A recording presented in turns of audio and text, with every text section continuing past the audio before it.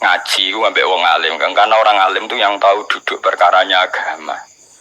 Seorang lagi yang tahu duduk perkaranya agama. Nabi itu kalau ngendikan tuh sampai sahabat tuh gak bisa menampung. Kadang menyebut kebaikan satu majelis sampai 63 sampai 70.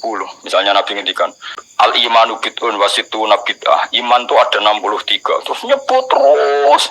Pertama ngendikan a'la la ilaha illallah, tertinggi adalah kalimat tauhid. Wa adnaha imatatul adza anitorik, terendah adalah menyingkirkan hal-hal yang mengganggu yang apa? Mukmin atau mengganggu jalan. Terus ngendikan seperti itu. Sehingga pernah suatu saat Rasulullah itu ngaji di masjid. Rasulullah itu ngaji di masjid. Nabi kalau ngaji di masjid itu memang di teras, jadi terbuka. Terus ada pemuda santai dengan santainya nggo pacul, ngliwati Nabi ngaji diliwati. Nggo pacul ya santai. Singkat cerita semua sahabat itu mencibiri. Celaka betul pemuda itu, ada Rasulullah ngaji tidak ikut tapi dia berlalu saja bawa cangkulnya. Kata Nabi, kamu jangan komentar demikian. Jika dia kerja menafkahi ibunya yang lemah atau anaknya yang lemah, dia juga ibadah dan itu juga sunnahku.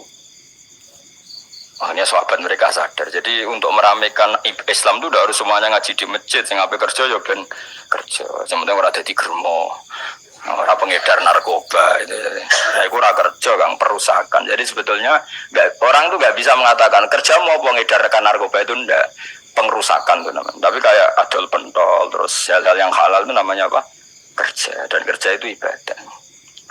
Efek dari perikiran ulama yang seperti ini, akhirnya masjid daerah ulama itu sepi-sepi. Mereka ngomong ngono terus wong wana ngono ora perlu ning masjid. Lah iku kesimpulane sing salah. Kok terus kesimpulane lah ngono ora perlu ning masjid bar saiki. Maksudnya orang ngono sing di aktivitas nggih monggo. Nek sing ada akibat timbang turu ning omah akhirnya ada ibadah di masjid, ada turun di masjid. Nah akhirnya daerah-daerah tertentu yang agak ulama mesti masjidnya sepi, tak jamin. Jajal gitu loh nih Rembang. Oh tambah sepi, karena ulama cara berpikir, jauh kerja ya, ibadah ngernet ya, ibadah mulang ya ibadah. Akhirnya orang masjid itu pas terawih. Iku yang golek sing cepet. Tapi kunane kuno, Nabi sekalipun itu yang namanya orang yang mendengar tetap ada yang menolak. Konsep perang di luar kota itu kan secara teori militer itu rasional. Bikin kontak ya rasional. Tapi orang yang berpendapat tadi, ya Rasulullah kita di rumah saja, itu ya gelo. Kayak tadi orang yang ingin memakmurkan masjid kemudian kan saya seperti itu ya gelo. Kalau pikiran saya suatu saat dia sadar, intinya sadar, terus kawan saya sadar. Karena ya muridnya ada murid beda angkatan ya, dia semi-semi teman sama dia. Saya ngomong ini, cong kowe nak pancen seneng masjid tenan, masjid itu juga jadi problem bagi umat. Misalnya gini, aja sampai kenapa orang nyupir angkot demi nak mirno masjid, kenapa orang tugas satpam demi makmurno masjid. Berarti masjid ini menjadi problem penghalang dari sistem sosial ekonomi. Kowe seneng masjid darani problem, kowe seneng masjid dianggap kambing. Ya sudah, sholat jamaah saja, sholat jamaah di masjid. Terus yang nganggur-nganggur ya ke masjid. Tapi kalau yang sibuk ya monggo, asal itu halal ya ibadah. Ketika Nabi setiap aktivitas muslim asal halal itu apa? Ibadah. Makanya kita harus, nah tapi kan pendapat seperti ini itu kan kadang dibantah juga. Tapi ke Ramadan Gus tahun pisah, nosok ngejinan rasa setuju. Tak bukti kalau dia hadis nafsi tak tes. Ya wes aku setuju. Syaratnya ketuane takmir ra kowe. Dadi masjid rame pas kowe ra ketua takmir. Isen dene karena dia ingin punya prestasi. Berarti sawang wow pas dene ketua takmir hadis nafsi enggak.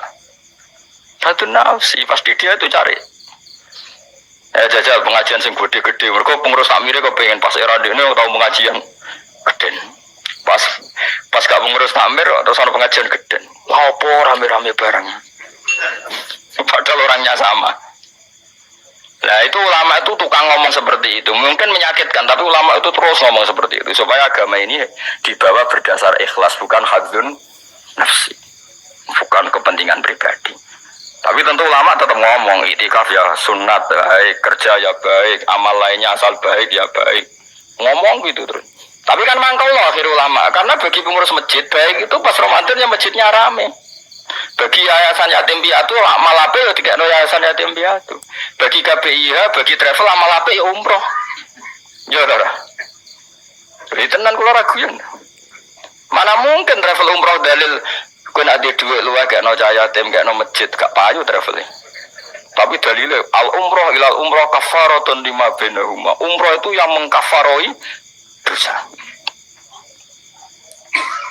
Jadi dan itu kersane Allah, orang macam-macam pikirannya kersane Allah dan baik-baik saja. Dunia diokal-akali ini ya baik-baik saja. Allah ya tenang aja tetap suka.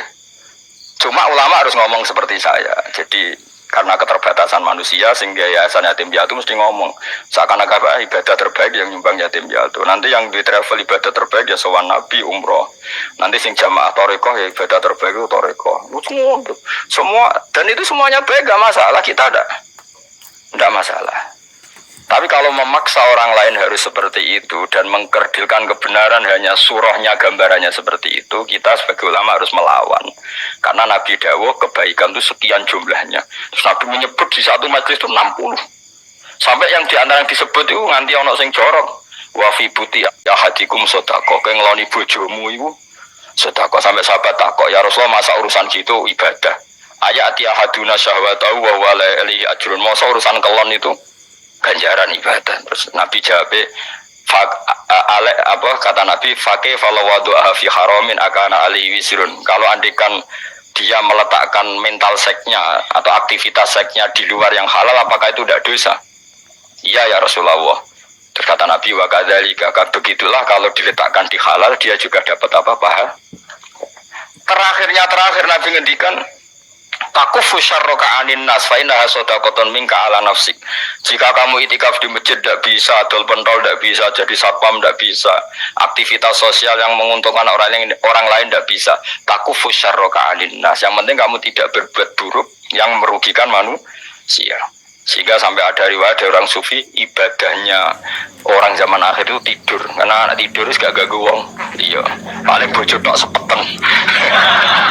Tapi kan yo nyopet yo ora, zina yo ora, ndelok wong ayu yo ora. Nah, itu sampai Nabi terakhir nyebut. Dari sekian kebaikan tuh kalau gak mungkin kata Nabi takufu syarroka anin nas fa innaha shadaqatun minka ala nafsik. Sementing kamu tidak melukai atau merugikan orang apa? Sehingga misalnya ulama kok ngerti ada orang tidur di rumah, wong apik, gak ganggu wong. Ono bajingan mati, wong apik, sereso bajingan meneh. Nah, akhirnya masyhur orang krono bajingan mati, kiai tenan yo. Saya ki mayit niku, wong gak siap nih saya. Bajingan sih. Saya padahal ning atine kiai nek mati ya apik, dong sereso bajingan lho. Akhir dari bajingane yo wis mati. Lho sekarang ngakhiri bajingan apik ta elek? Apik, berarti matine elek ta apik? Apik. Maksudnya kiai apik mati ini ora apik wonge. Wong gak trimo pikirane apik iku. Wonge lagi kiai sedake pinter maksudnya. Apik ngene iki. Ngomong keberatan. Ayo ngomong apik. Ya saya kan wedi yo. Nggih apik. Lah itu ilmu. Jadi ngaji ilmu itu orang harus punya kesiapan pendapat meskipun itu kita tidak siap.